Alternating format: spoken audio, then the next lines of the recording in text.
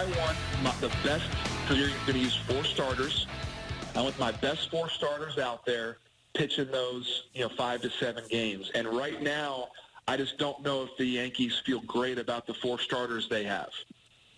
All right, last night, Stanton hits what everybody considers now his Yankee moment home run, the 2-run home run, the walk-off homer. Even though he had 2 home runs in his first Yankee game in Toronto, this is the moment. Do you buy into those that a new player has to have that moment, and could this maybe lift some weight off of his shoulders?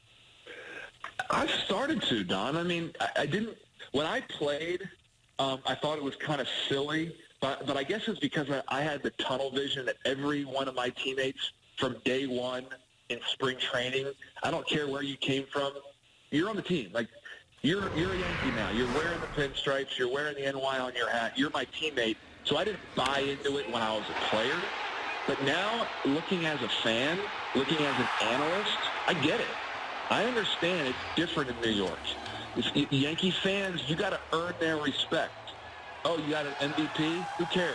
You haven't won one for us yet. So I'm happy for Stanton that he did that last night. Listen, that's a go-to curveball or slider that he hit 120 miles an hour out to left center. That was an absolute laser. He had to feel good about that.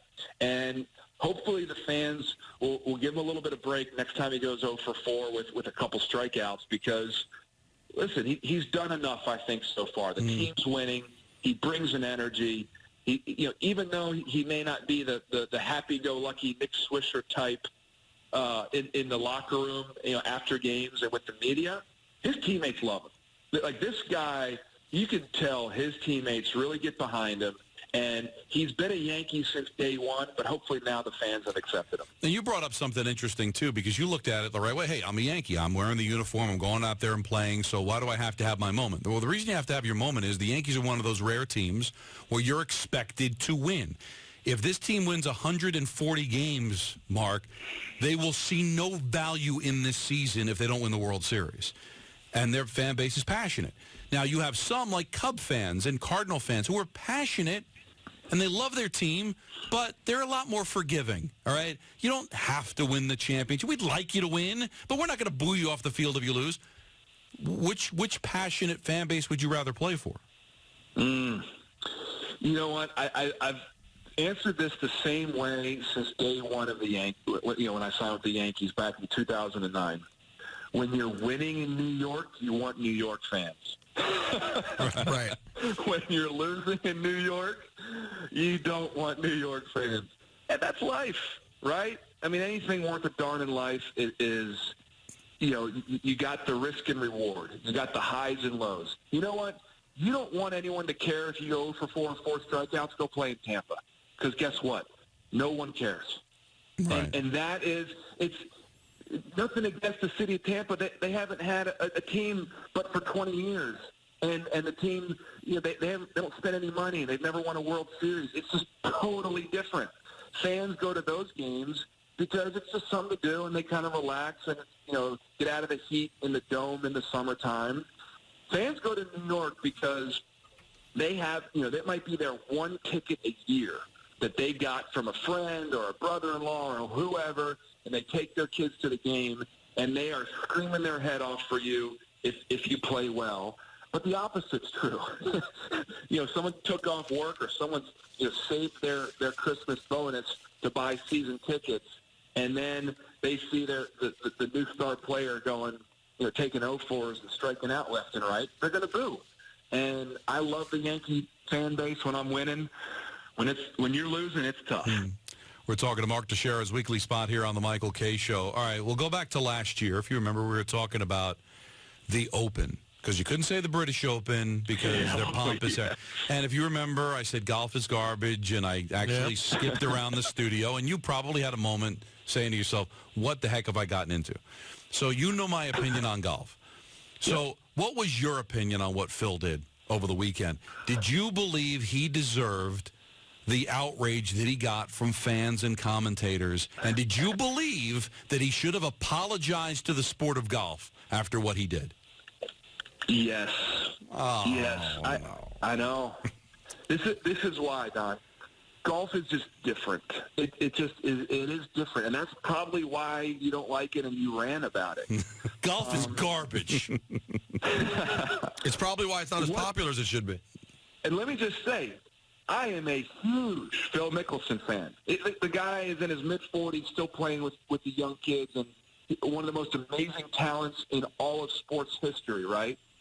But he had the worst brain fart you could have on the biggest stage, one of the biggest stages in golf.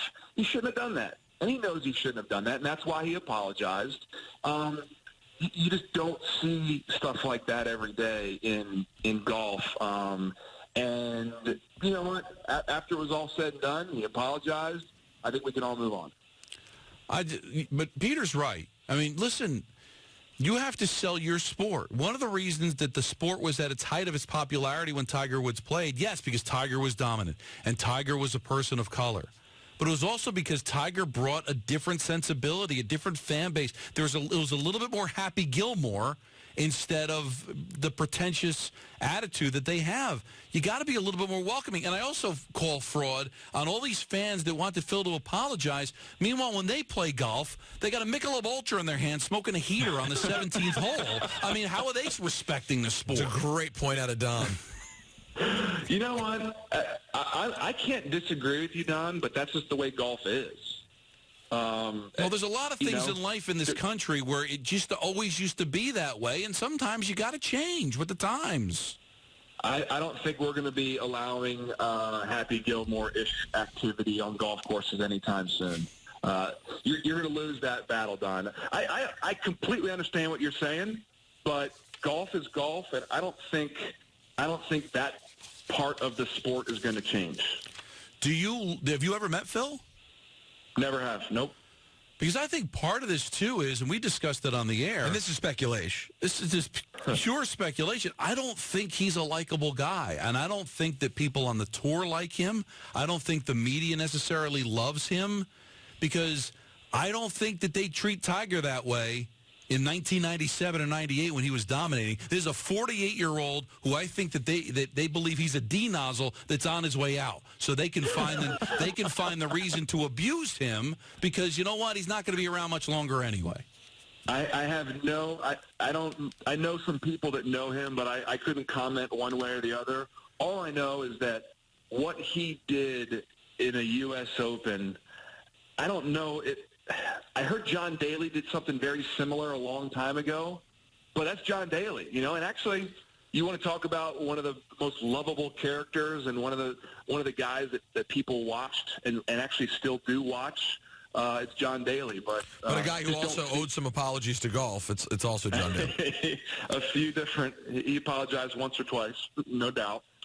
But yeah, that's just the sport, and it's the fan base, and I think it's no surprise that Phil had to apologize. How often do you play? Oh, in the summertime, I play 3-4 times a week. Oh, my God.